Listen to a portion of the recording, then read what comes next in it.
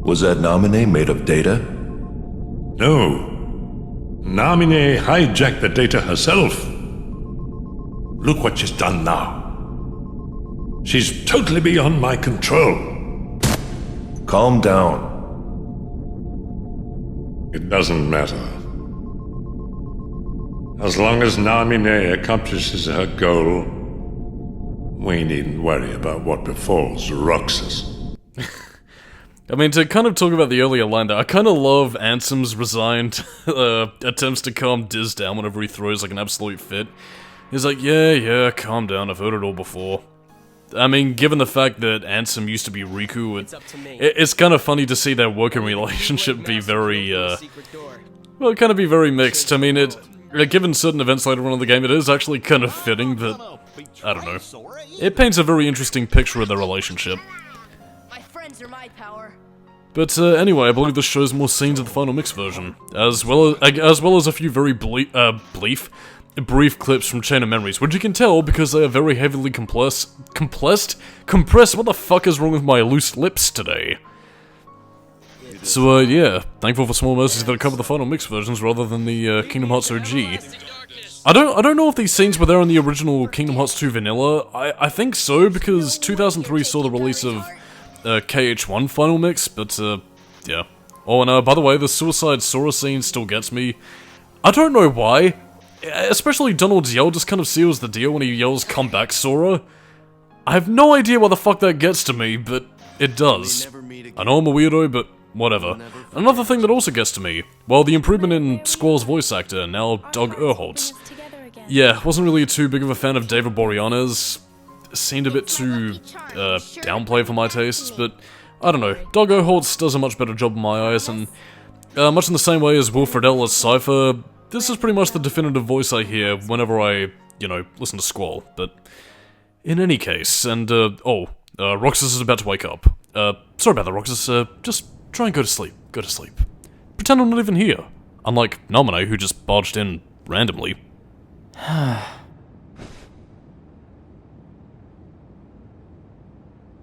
Right. Promise. What a mess.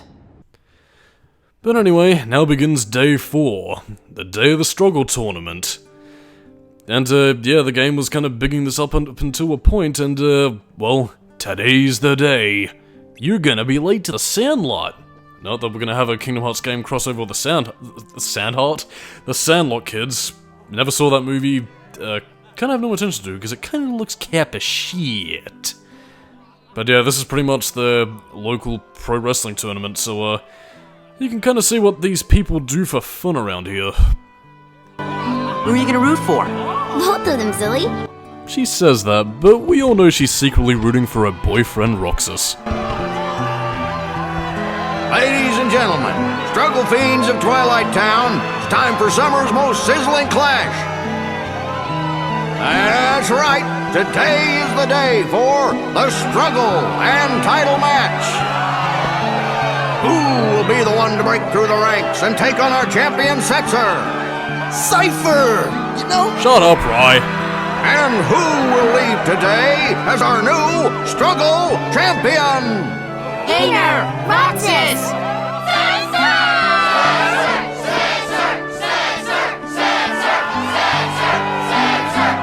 Yes, the crowd is fired up, so you know what comes next. Let's struggle!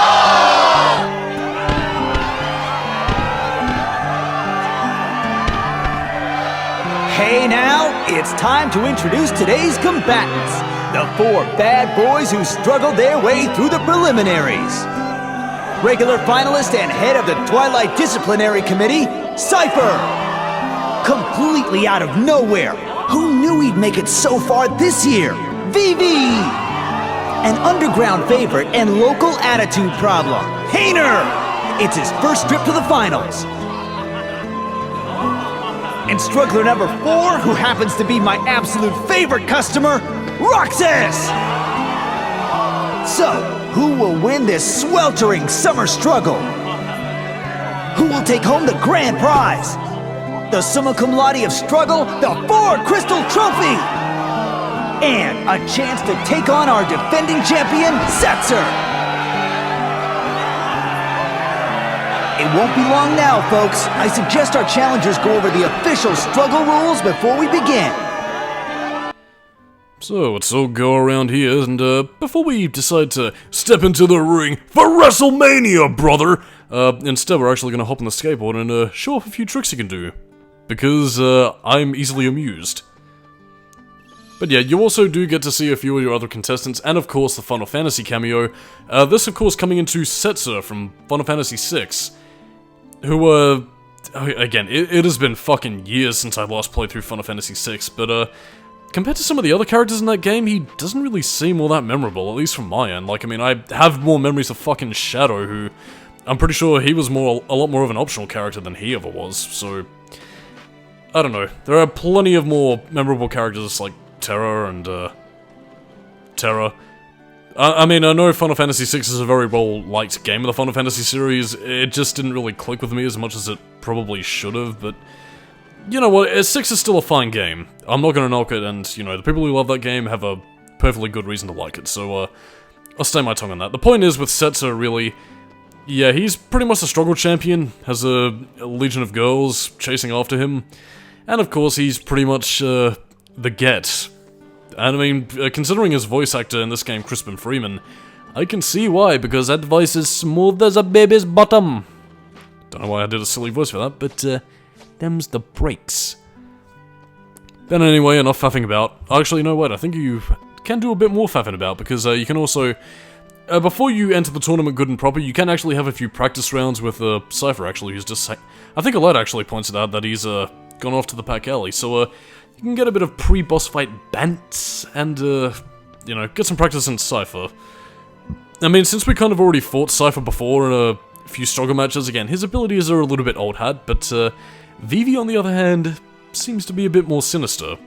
Although, to kind of take things away from the main plot for a moment, I do actually quite like the detail with the, you know, the idle talking animation for Vivi.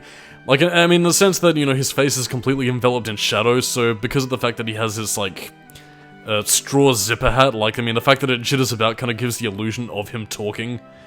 Which, I mean, considering the fact that Kingdom Hearts 2 is kind of infamous for, I think what Hellfire Comms, coined as a default face, yeah, kind of fits a lot better in some aspects. I mean, granted, Kingdom Hearts 1 did have a lot of, elements of default face as well, and again, for you wondering what I'm talking about, it's pretty much this, like where you see the mouth move up and down without much expression in the faces.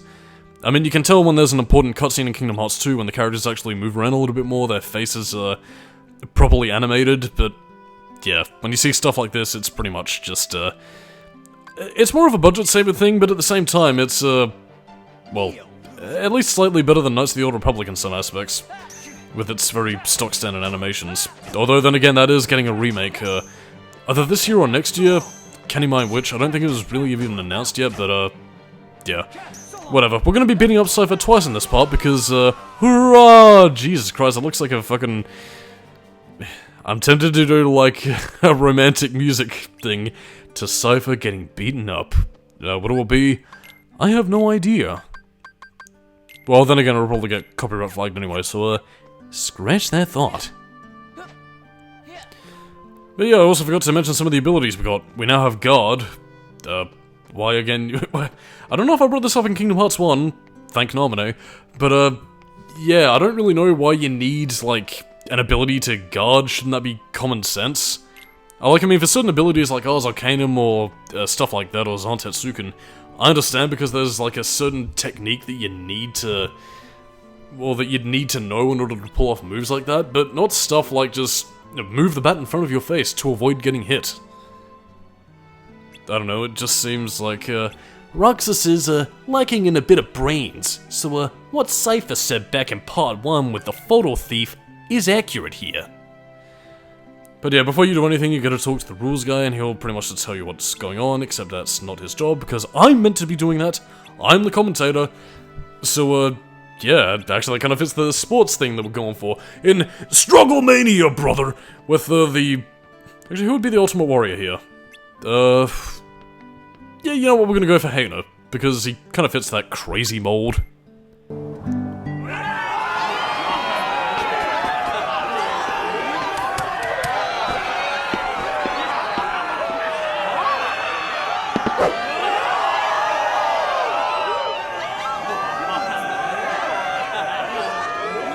Hey, sorry about yesterday. What? You still worried about that? You need to learn to let that stuff go. I've got a lot on my mind. Sorry, man. Wait, what am I sorry for?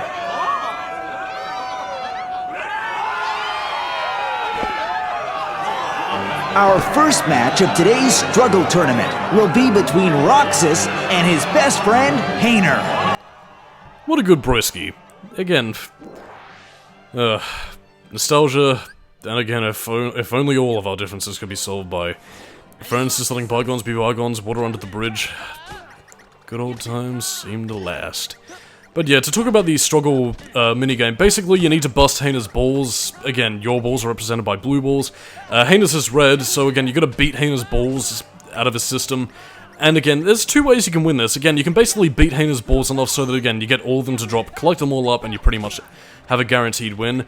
Alternatively, though, again, depending on who has more of the balls, again, if Hayner collects more of Roxas's balls, or if Roxas tends to fondle more of Hayner's balls, then, yeah, when the timer runs out, that'll pretty much determine who the winner is. I used to be a lot better at this, but, well, my memory's a bit shaky. Thank Nomine. But, yeah, none of these battles are too hard. I think the biggest penalty you have to face is doing them again. Although, then again, I've never lost a struggle match. Which sounds more cocky than I really mean it, but, yeah. I'll talk about more of the ins and outs of the different opponents later on, but, you know, Hayner's pretty much testing your destrucity here. And the winner is Roxas! Not even friendship will slow this kid down, and Hayner put up a great fight too. I lost. Oh, I can't believe it. I guess I taught you well. I had a lot of fun fighting you. Yeah, well, I didn't, wise guy. Hey, let's find a way to cheer you up. Nah, that's alright. Out of the way. You in a rush to lose?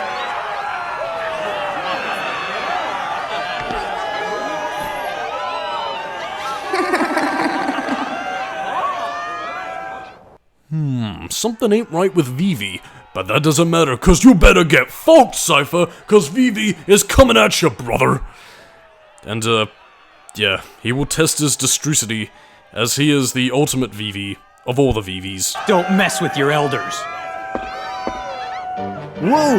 Just look at those sparks fly. I guess Seifer didn't expect to fight one of his own boys.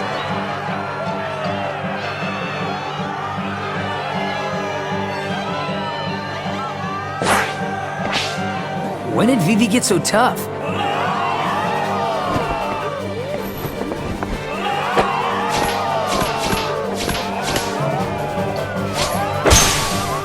You're mine!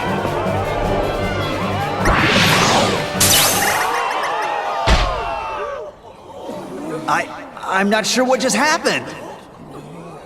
But the winner is Vivi in a positively blistering comeback.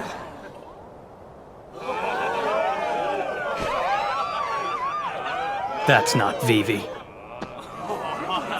Huh? Thrash him.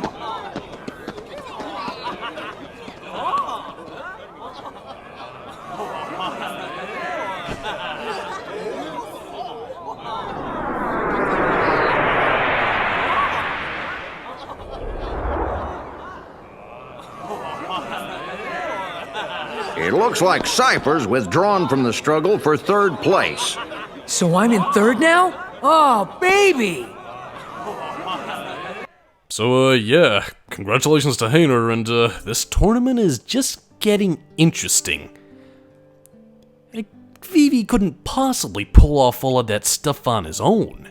And, just to rub it in Seifer's face a little more, yeah, we're pretty much gonna go around the back alley and, beat him some more, because, again, if there was any erotic tension we needed to, you know, bring up to the surface a little bit more, since we seem to be sorely lacking our Sora and Riku, romance, yeah, let's just take our struggle bat and, you know, kind of tease Seifer's balls a little. You know, Buster's balls, so to speak. But again, basically, yeah. To talk about Setzer for a second, like, I mean, he's pretty much just, you know, showboating, really. Again, I really can't remember his character enough to remember if this is anywhere near his personality in Final Fantasy VI. Some of the gambler elements are there, but, I don't know. I really don't know what to tell you at this point. Really though, like, I mean, the game never really does delve into the disciplinary committee's friendship, so to speak, but, I don't know, I always kind of got the impression that, like, it was more of a necessity rather than, like, a legitimate bond compared to what, you know, Hayner, Pensalette, and, you know, Roxas have. I don't know, like, I mean, I legitimately don't see a guy like Seifer hanging out with a guy like Rai unless he was completely under his thumb. Because, I mean, in Final Fantasy VIII, like, you did get a certain degree that there was a camaraderie between the, you know, the characters, even after, you know, the whole Sorceress Adia stuff started going down, so... Again, I don't know if there's a similar thing going on, but, who knows, really. Fu I could see working well with Seifer, Rai not so much.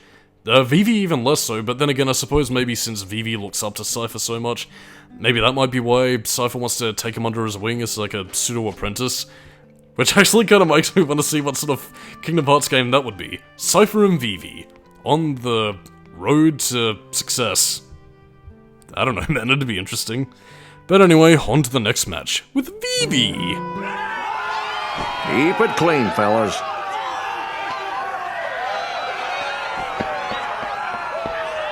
And now, the match you've been waiting for.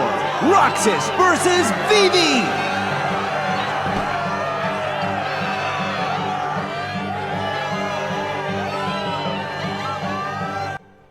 So, to talk about fight mechanics, again, as the more well-educated minds, or at least the observant upon you, yeah, again, characters have certain, well, again, similar to Kingdom Hearts 1, really, when you were fighting a Titus, Selphie, and Waka.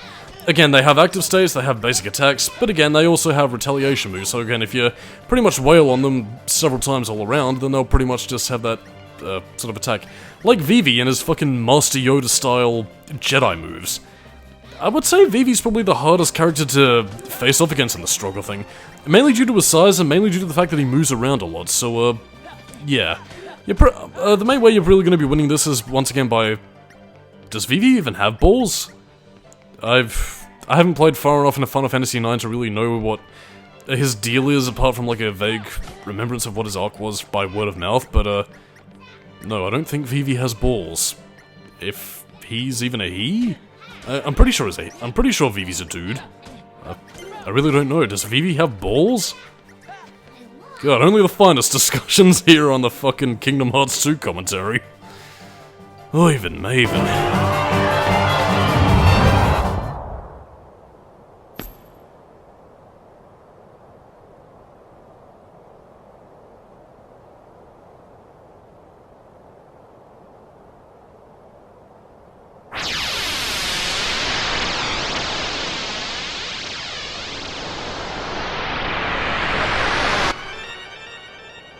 Again? Again?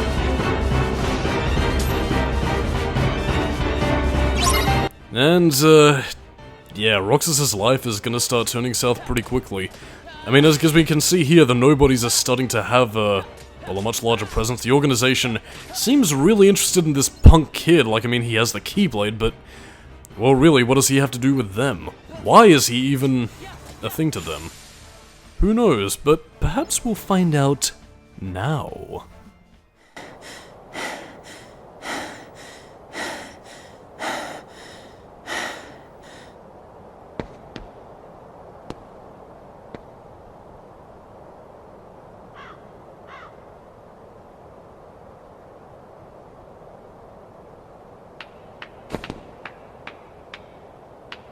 Roxas! Alright! Fight, fight, fight!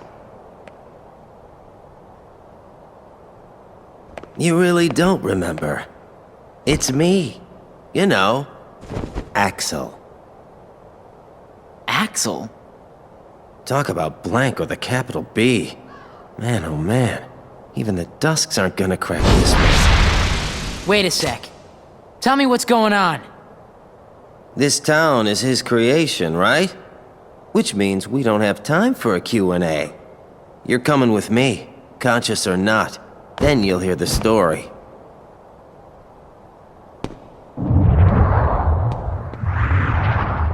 Uh-oh.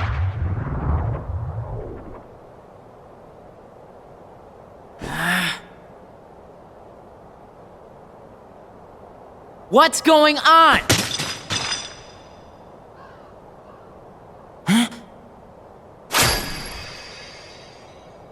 Number 13, Roxas. The Keyblade's chosen one. Okay, fine. You asked for it.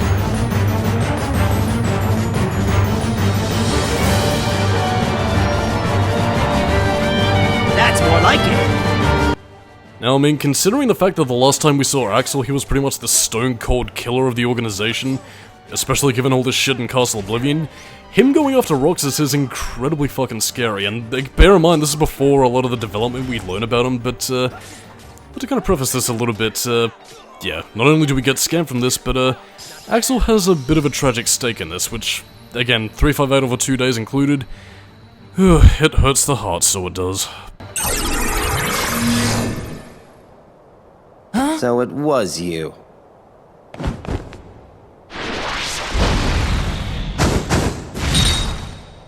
Roxas! This man speaks nonsense. Roxas!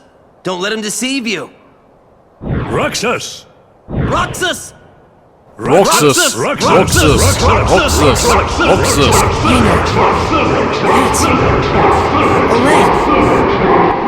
Hayner! Pence! Olette!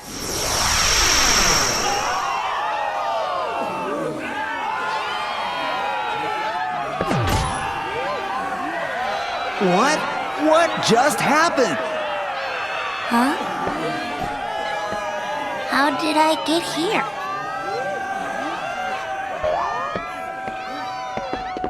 Roxas! Ladies and gentlemen, Roxas, our new top struggler!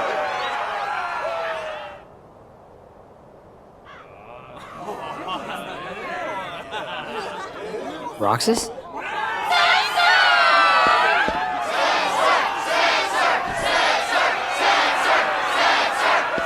Roxas, it's starting! Setzer 316, I just scoped your ass. And, well yeah, now comes the final match of the Struggle Tournament. Of course, again, Setzer continues to be his aloof, douchebaggy self. And, yeah, it seems Vivi is free of his apparent possession. It appears the data... Ah, damn it. I really wish I could do a good Christopher Lee. Hell, I'd settle for a fucking Corey Burton impression. Just... But yeah, like, I mean, Setzer is pretty much round 3. Beat him, and you've pretty much got this struggle tournament in the bag, and as such, day 4 will be Kaputski. Oh yeah. I really don't know why I'm padding this out with random outbursts of catchy phrases of over, I don't know, 40 years ago. But yeah, bugger all's really going on here. We're just sort of wasting time, really. So, let the struggle begin. The struggle is real, my friends. You two, play fair now. You're at the top of the bracket. There's only room for one appeal. Well, may the best man win.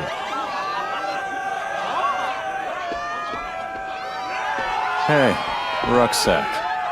How about you throw the match for me? Roxas! Focus!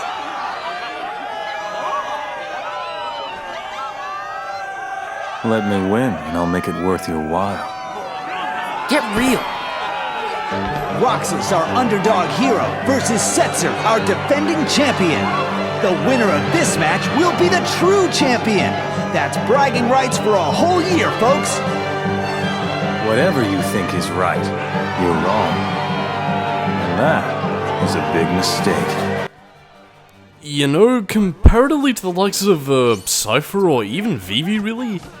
I mean, hell, honestly, even Hayner puts up a better fight than this guy. I don't really find Setzer to be that much of a threat. Like, I mean, he has his hits, but I mean, I suppose given the previous cutscene, is the implication meant to be that he pays all of his opponents to take a dive? In which case, though, why does he have so many fans? If so, how the hell... Well, okay, I can postulate why he won the tournament, but... Even still, like, I mean, he has a lengthy stun time, a lot of his attacks are pretty easy to dodge. I mean, in terms of agility, he's no fucking Vivi, even if you get hit. Well, I mean, just, look at how many blue balls Roxas has, no doubt being rejected by Olette several times throughout his life. And I mean, just look at him, like, I mean, even his retaliation attack you could probably get out of the way of easily. Provided you had dodge roll, which you won't be getting for quite some time. But yeah, we've deprived him of balls, and that's the breaks, dudes. Roxas! Roxas! Roxas! Roxas!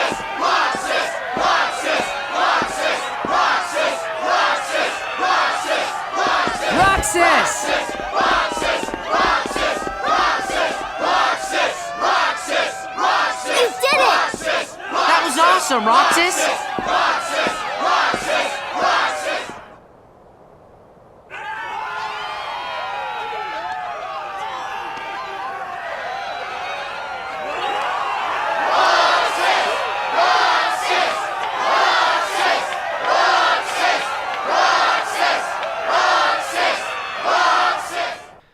By the way, I'd just like to point out that Setzer was totally gonna get punked and probably gonna bitch out like a little bitch, but yeah, don't worry, we got the championship belt, which is pretty much the first and only armor upgrade you can get as Roxas.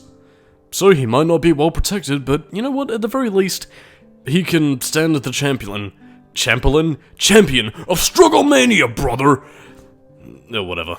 But of course, as all good friends should, all of them get to share in the prize with these, balls that apparently easily separate from the trophy.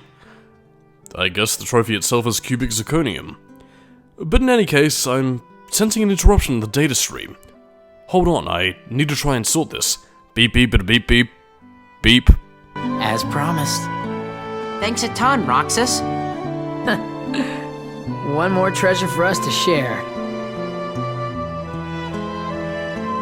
I've got a present too, for all of us.